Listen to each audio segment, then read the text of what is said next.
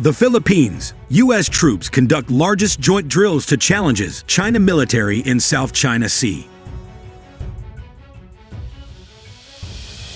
Philippine troops stage live-fire exercises with their U.S. counterparts in the Southeast Asian country's largest military camp, as part of Army-to-Army drills aimed at enhancing Manila's defense capabilities against external threats. The drills come after President Ferdinand Marcos Jr.'s decision in February to expand the United States' access to his country's military bases, a move that has infuriated China, which accuses Washington of stoking tensions in the region. More than 3,000 Filipino and U.S. soldiers participated in the 3-week-long annual exercises called Salatnib, which on Friday featured anti-tank and small arms live-fire exercises and the firing of high-mobility artillery rocket system, HIMARS. We are now transitioning from internal security operations to territorial defense operations, Philippine Army Training Officer Lieutenant Colonel Tara Caton said in a news conference. The live-fire drills took place at Fort Magsaysay in Luzon, the country's largest island, and one of the 5 existing sites the United States has access to under its Enhanced Defense Cooperation Agreement, EDCA, with Manila.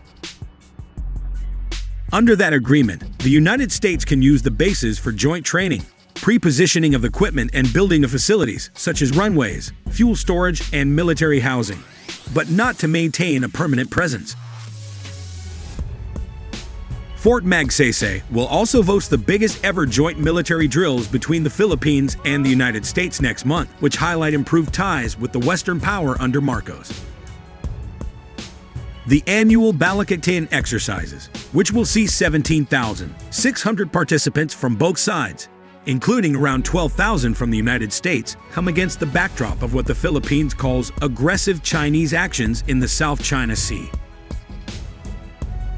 This will be the first annual exercise under the government of President Ferdinand Marcos Jr., which in February granted U.S. troops expanded access to military sites as regional tensions rise over the Taiwan Strait and the South China Sea. The exercises also come on the heels of China's growing assertiveness in the disputed South China region. Last month, Manila filed a diplomatic protest with Beijing after the China Coast Guard trained a military-grade laser on a Philippine Coast Guard ship near the Philippine-occupied Ayungin Shoal, 2nd Thomas Shoal. Logico said the beefed-up exercises were not a direct response to the incident, but were only to show that we are combat-ready. All I can say is that every country has the absolute and inalienable right to exercise within our territory, Logico said. We have an absolute, inalienable right to defend our territory. That's all I can say. China and the Philippines have overlapping claims in the South China Sea. Taiwan, Brunei, Malaysia, and Vietnam have their own claims that counter China's. Last month, a U.S. Army official told the Associated Press news agency that Beijing's increasing assertiveness in the disputed South China Sea was absolutely on participants' minds when they train. On Sunday, Beijing accused Washington of stirring up trouble in the region and driving a wedge between China and the Philippines.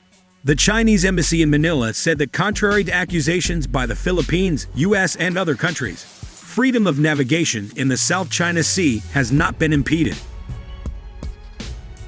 It also said that granting the U.S. greater access to Philippine military bases would drag the Southeast Asian nation into geopolitical strife, claiming the move is part of a plot to contain its growing regional influence.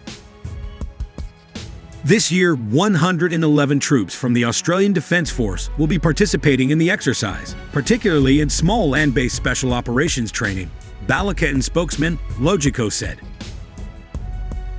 Japan, another country that has a territorial quarrel with China, will be sending observers to the event, he said.